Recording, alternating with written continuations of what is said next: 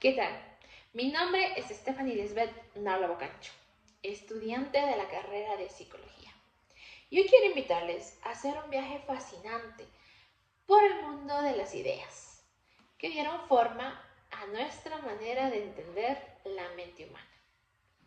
Vamos a descubrir cómo nació la psicología, qué pensaban los primeros investigadores sobre la mente y cómo, poco a poco, fuimos pasando de mirar lo que la gente hace a tratar de comprender lo que la gente siente, sueña y desea.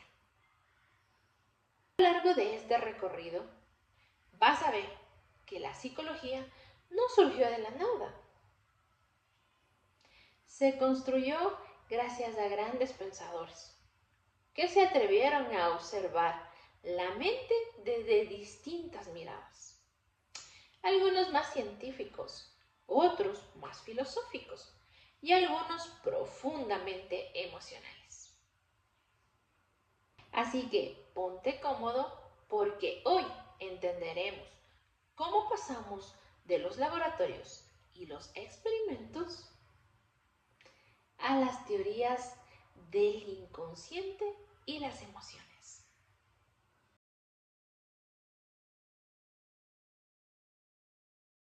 Cuando pensamos en la psicología como ciencia, nos tenemos que transportar al siglo XIX.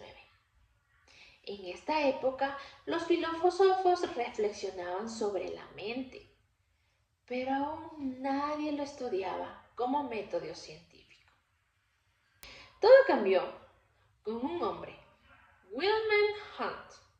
Él tuvo una idea revolucionaria. Y si estudiamos la mente como un fenómeno natural observable y medible, así, en 1879, en Alemania, fundó el primer laboratorio de psicología experimental del mundo. Este fue el punto de partida del estructuralismo, la primera corriente formal de la psicología.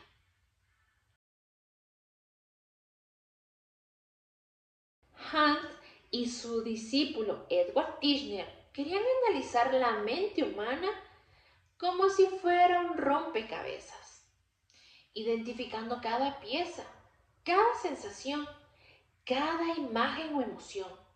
Usaban un método llamado introspección controlada, donde las personas describían con detalle lo que sentían al mirar una imagen o al escuchar un sonido.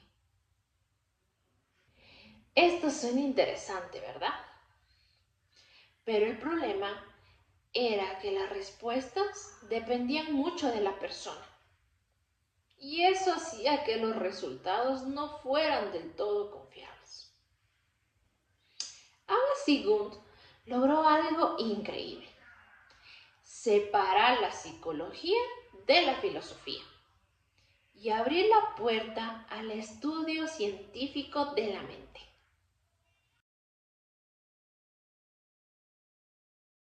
Mientras en Europa, Wundt analizaba la estructura de la mente. En Estados Unidos, William James, junto a John Raven y James Roland, empezaban a preguntarse algo diferente. ¿Para qué sirve la mente? Así nació el funcionalismo, una corriente práctica y evolutiva. Ellos decían que la mente no es una máquina fija, sino un proceso vivo que nos ayuda a adaptarnos al entorno. El pensamiento, la memoria y las emociones existen porque nos ayudan a sobrevivir. James, influenciado por Charles Darwin, decía que la conciencia es como un río en movimiento. Nada en nuestra mente se queda quieto. Y gracias a esa visión dinámica, la psicología empezó a aplicarse a la educación, al trabajo y a la salud mental. Este fue el comienzo de la psicología aplicada que hoy usamos a diario.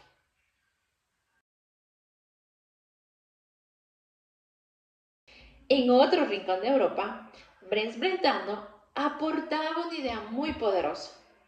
Cada pensamiento, cada emoción está dirigida hacia algo. A eso lo llamó intencionalidad.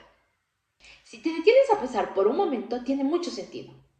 Cuando recuerdas algo, ¿lo recuerdas algo en particular? Cuando deseas algo en concreto.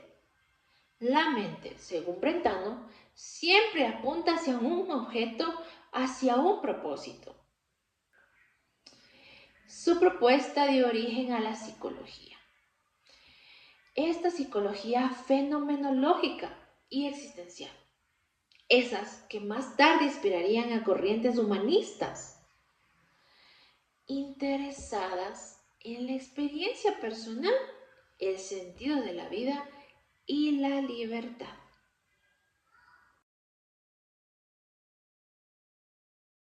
Y si hablamos de libertad y desarrollo, no podemos dejar afuera a Lev Vygotsky, un psicólogo ruso brillante. Él cambió completamente la manera de entender cómo aprendemos y pensamos. Vygotsky decía que el desarrollo humano no ocurre en soledad, sino en contacto con otras personas y con la cultura. Aprendemos a pensar gracias al lenguaje, los signos y los símbolos.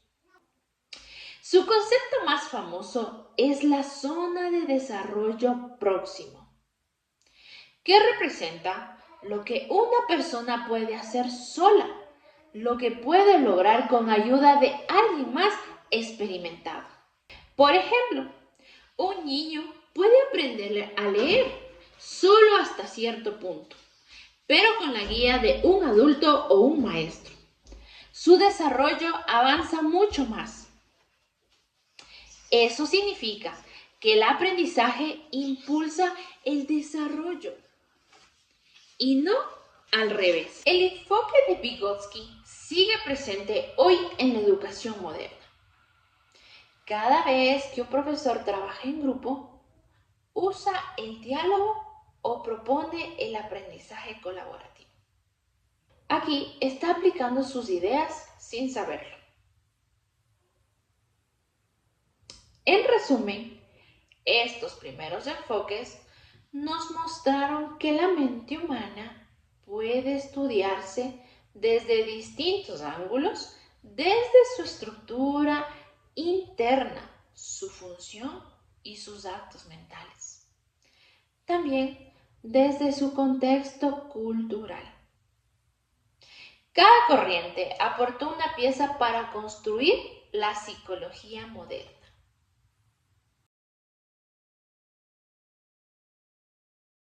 A comienzos del siglo XX apareció una corriente que revolucionó todo: el psicoanálisis creado por Sigmund Freud. Sigmund Freud fue un médico austriaco que trabajaba con pacientes que tenían síntomas físicos sin explicación médica. Descubrió que detrás de estos síntomas habían emociones reprimidas, deseos ocultos y recuerdos muy dolorosos. Y ahí nació su gran hallazgo, el inconsciente. Sigmund Freud propuso que nuestra personalidad se organice en 3 partes. El ello, que representa los impulsos más primitivos y busca placer inmediato. El yo, que actúa como mediador entre estos deseos y la realidad. Y el superyo, que representa la moral, las normas y los valores que aprendemos. Sigmund Freud decía que muchas de nuestras decisiones no las tomamos de forma consciente.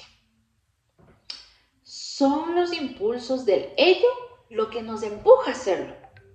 y el yo intenta mantener el equilibrio para no entrar en conflicto con el superyo. Además, describió las etapas del desarrollo psicosexual, los mecanismos de defensa y técnicas terapéuticas, como la asociación libre o el análisis de los sueños. A través de estas herramientas, buscaba que la persona tomara conciencia de lo que llevan reprimido. Sus ideas fueron tan influyentes que cambiaron no solo la psicología, sino también la literatura, el arte, el cine y la filosofía.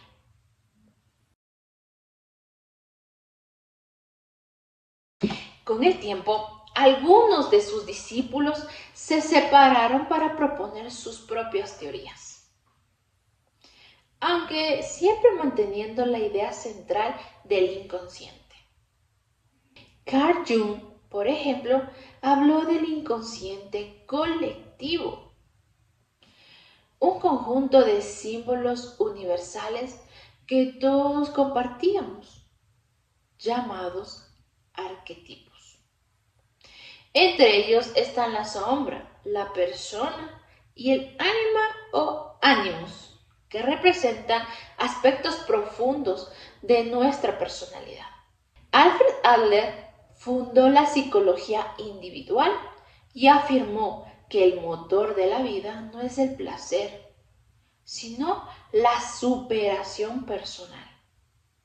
Decía que todos nacemos con un sentimiento de inferioridad y que nuestras metas y logros son una manera de compensarlo.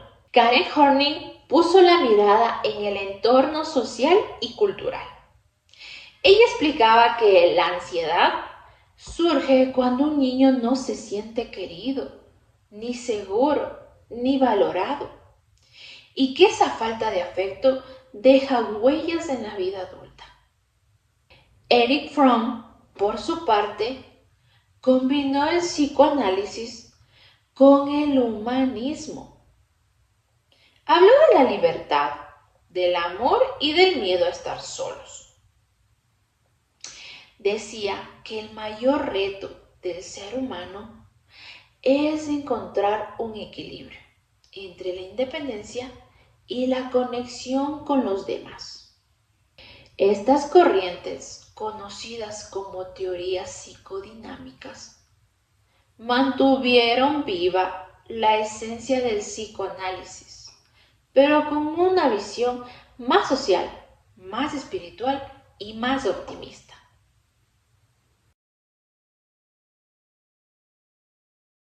El legado de Sigmund Freud es enorme.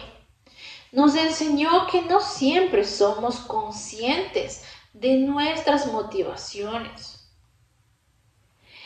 que los sueños pueden revelar deseos muy ocultos y que nuestra propia historia infantil deja huellas profundas en la adultez. Aunque muchos de sus conceptos han sido discutidos, sus influencias siguen vivas y la psicología clínica y el arte y la cultura popular lo describen. Hoy en día, cuando alguien dice, tengo un conflicto interno, sin saberlo, está usando un concepto psicoanalítico. A lo largo de este recorrido, vimos que la psicología es una ciencia en constante transformación. Primero buscó entender la mente desde sus estructuras y funciones. Luego, exploró las emociones, los conflictos y los deseos más profundos. Cada teoría nos regaló una nueva forma de mirar al ser humano. Jung nos dio el método, James nos enseñó la función, Brentano nos reveló la intención, Vygotsky nos mostró la cultura y Freud nos abrió la puerta al inconsciente. Cada uno de ellos aportó una visión distinta, pero todos compartieron un mismo propósito: comprender la esencia del ser humano, con sus pensamientos, emociones y contradicciones. La psicología no solo nos invita a estudiar la mente, sino también a reflexionar sobre nuestra propia vida. Nos ayuda a entender por qué actuamos como lo hacemos, por qué sentimos de cierta manera y cómo podemos transformar nuestras experiencias en crecimiento. Hoy, más que nunca, la psicología sigue siendo una guía para el bienestar emocional. Nos enseña a escuchar, a empatizar, a mirar más allá de las apariencias. Nos recuerda que detrás de cada persona hay una historia, una emoción y una necesidad de ser comprendidos. Cuando entendemos todo esto, dejamos de juzgar y comenzamos a comprender. Y esa es la esencia y la verdadera misión de la psicología. Ayudar a que cada persona encuentre su propio equilibrio, su propósito y su sentido de la vida. Así que la próxima vez que te preguntes, ¿por qué reacciono de cierta forma? ¿O por qué alguien actúa diferente a mí? Recuerda todo lo que estas teorías nos han enseñado. Que la mente es muy compleja y que la conducta tiene raíces muy profundas y que cada pensamiento tiene una historia detrás. Soy Stephanie Lisbeth Naula Bocancho y espero que todo este hermoso recorrido te haya inspirado a mirar más allá la psicología y no mirar solo como una ciencia, sino como un camino de autoconocimiento y también de comprensión humana. Que al final, conocer la mente humana es mucho más que un estudio. Es un acto de empatía, de crecimiento y de amor hacia la vida. Gracias por acompañarme hasta aquí. Y recuerden siempre, entender al otro también es una forma de entenderte a ti mismo. Hasta la próxima.